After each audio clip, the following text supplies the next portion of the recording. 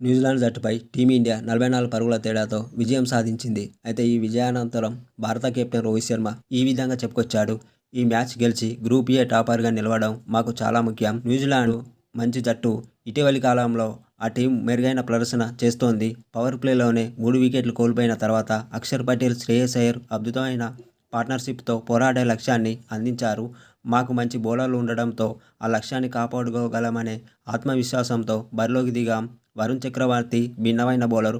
అతను ఏం చేయగలడనే ఉద్దేశంతోటే ఈరోజు అతన్ని ఆడించాం. అతని మంచి ప్రదర్శనతో టీం కాంబినేషన్ తలనొప్పిగా మారింది.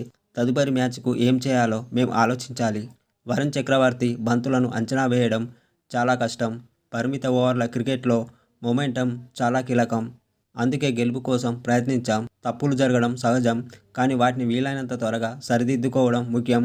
ఆస్ట్రేలియాతో సెమీఫైనల్ మంచి గేమ్ కానుంది. ఐసీసీ టోర్నీలో ఆస్ట్రేలియాకు మంచి రికార్డు ఉంది. మేం పరిస్థితులను మాకు అనుకూలంగా మలుచుకునే ప్రయత్నం చేస్తాం. ఆ రోజు ఏం చేయాలనే దానిపై మాత్రమే ఫోకస్ పెడదాం. ఈ మ్యాచ్ కోసం మేం ఉత్సాహంగా ఉన్నాం అని రోహిత్ శర్మ మ్యాచ్ అనంతరం చెప్పుకొచ్చాడు.